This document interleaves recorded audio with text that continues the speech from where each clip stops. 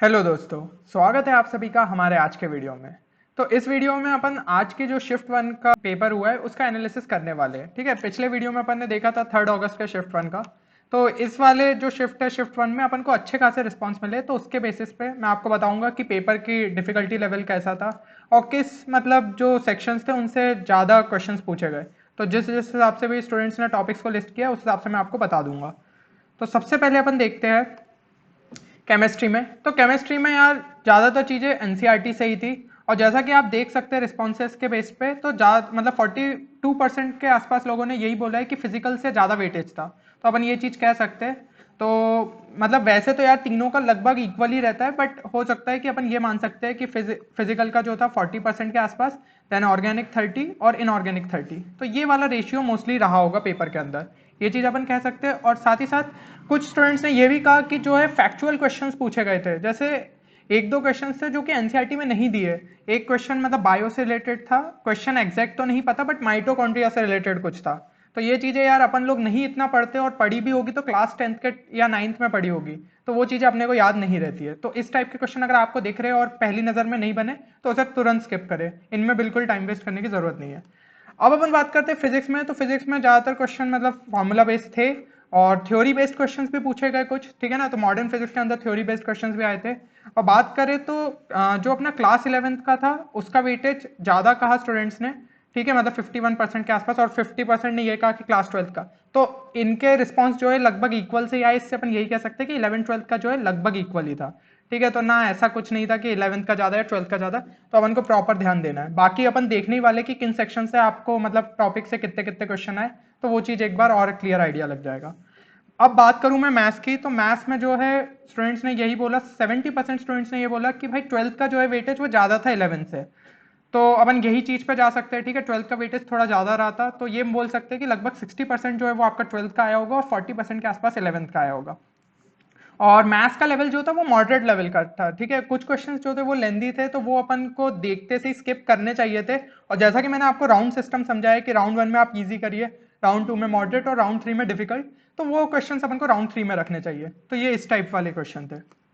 और logical reasoning और English की बात करूं तो क्वेश्चंस काफी इजी थे। जो स्टूडेंट्स ने मतलब 15 से 20 मिनट के अंदर कर लिए थे उनके काफी बढ़िया ही स्कोर आए। ठीक है, 320 प्लस तो आराम से आए। तो यही चीज है कि जो जो स्टूडेंट्स को मतलब यार लॉजिकल रीजनिंग और इंग्लिश वो अगर 15-20 मिनट में निपटा लेते तो बाकी सेक्शंस में आप बहुत ज्यादा टाइम दे सकते हैं। तो आप भी यही ट्राई करिएगा। ये काफी स्कोरिंग सेक्शन रहता है, और जो भी हमने प्लेलिस्ट में अपलोड किया वीडियो, अगर आप उन क्वेश्चंस को भी देख ले तो आपको एक आइडिया लग जाएगा कि हाँ इस टाइप के क्वेश्चंस आते हैं। बाकी यार नॉर्मल जो जो मतलब अपन को टाइप पता है वही सब है। ठीक है, जो ब्रोशर में अपने दिया भी है कि सीरीज के क्वेश्चन, एनालॉजी के क्वेश्चन, यही सब आए थे अपने। तो ये एक बार आप देख सकते हैं। अब मैं बात करूं अगर जो मतलब टॉपिक्स जिनके वेटेज ज्यादा था, तो केमिस्ट्री के अंदर स्टूडेंट्स ने बताया कि कोऑर्डिनेशन कंपाउंड से 3 क्वेश्चन आए थे, केमिकल बॉन्डिंग से भी 2 या 3 के आसपास आए थे, थर्मोडाइनमिक्स का क्वेश्चन नहीं पता बट वेटेज अच्छा खासा था, आयनिक इक्विलिब्रियम का भी अच्छा था।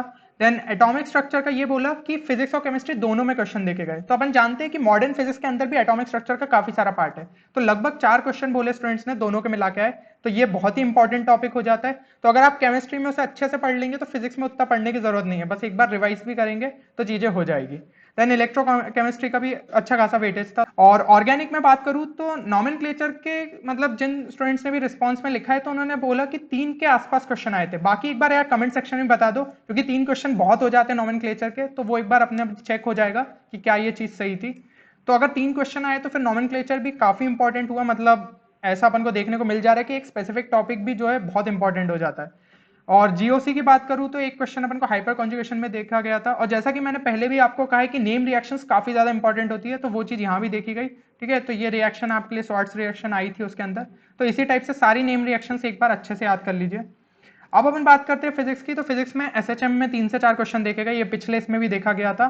देन मॉडर्न फिजिक्स जो है वो बहुत इंपॉर्टेंट था। ठीक है, एटॉमिक स्ट्रक्चर वाला तो मैंने बात करी ही, तो उससे भी क्वेश्चन आए तो वो मॉडर्न फिजिक्स के अंडर ही आ जाते हैं।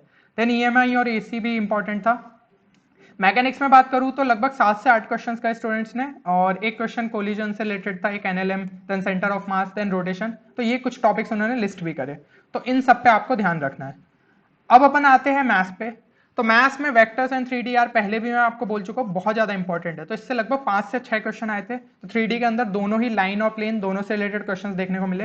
प्रोबेबिलिटी प्लस पीएनसी के मिला ले तो अपने 3 क्वेश्चन के आसपास आए थे, डिफरेंशियल इक्वेशन में 2 क्वेश्चन के आसपास देखने को मिले, इंटीग्रेशन में टोटल 3 से 4 क्वेश्चन थे, एंड मैट्राइसिस भी इंपॉर्टेंट था, ठीक है, उसके क्वेश्चन नहीं पता अपन को बट इंपॉर्टेंट था वो। तो ये चीजें जो है ये सारे अगर आप अच्छे से कर लेते हैं तो आपको पता चल जाएगा कि हाँ इस सेक्शन में मतलब इतने इस टाइप के क्वेश्चंस आए थे। तो अब अपन कह नहीं सकते कि अगली शिफ्ट में भी इतने इतने ही क्वेश्चंस देखने मिले, बट ऑब्वियसली यार ये सारे चैप्टर्स इंपॉर्टेंट है तो इन पे जरूर नजर मारिएगा। अब मैं कुछ इंपॉर्टेंट पॉइंट्स इसके अलावा बताना चाहूंगा आपको। तो जैसे मैं पिछले इसमें ही बता चुका हूँ, बोनस क्वेश्चंस का इस बार अपन को क्या देखने को मिला कि कुछ स्टूडेंट्स ने जो फॉर्म भरा है उन्होंने कहा कि उन्होंने बोनस क्वेश्चन अटेम्प्ट किए बट उनका स्कोर जो है ना वो 250 से 280 के आसपास रहा। यानी कि यार आपने इतनी रिस्क ली फिर भी आपका क्वेश्चन जो आपका स्कोर है वो उतना नहीं बढ़ पाया। तो मैं पहले भी आप लोगों को इस चीज की वार्निंग दे चुका हूं कि बोनस को अपने रिस्क के हिसाब से करिए, हर किसी को बोनस के लिए नहीं जाना चाहिए। और कुछ स्टूडेंट्स ऐसे भी दिखे जिनके 360 प्लस आए बोनस के साथ अटेम्प्ट करने के साथ। तो बोनस ऑब्वियसली जो अपना स्कोर है उसको बूस्ट करता है, बट कभी कभी यार वो थोड़ा नुकसानदायी भी हो जाता है, तो वो चीज आपको अच्छे से सोच के करनी है। और जिन स्टूडेंट्स ने भी not attempted mock test click किया है मतलब फॉर्म के अंदर, तो उनके स्कोर जो है 200 से कम ही रहा है। तो वो चीज मैं आपको पहले ही बता चुका हूँ कि मॉक टेस्ट काफी ज्यादा इंपॉर्टेंट हो जाते हैं। तो होपफुली यार ये जो एनालिसिस है ये आपको अगली शिफ्ट में मदद करेगा। अब जितने टॉपिक लिस्ट किए सिर्फ वही मत करके जाइएगा, सारे ही सिलेबस आपको पढ़ के जाना है। बट आपको मैंने कुछ चीजें बता दी है जो कि आप गलतियां नहीं करेंगे, कि जैसे अपन ने नॉमेनक्लेचर का देखा कि इतने ज्यादा क्वेश्चन है, तो ऐसा कोई भी टॉपिक बिल्कुल छोड़ के मत जाइए क्योंकि हो सकता है उससे ज्यादा क्वेश्चन पूछ लिए जाए। तो फिर मिलते हैं अगले किसी वीडियो में नई शॉर्ट ट्रिक कॉन्सेप्ट या स्ट्रेटेजी के साथ। तब तक आप लोग अपना ख्याल रखिए और पेपर को फोड़ के आते रहिए। Thank you everyone.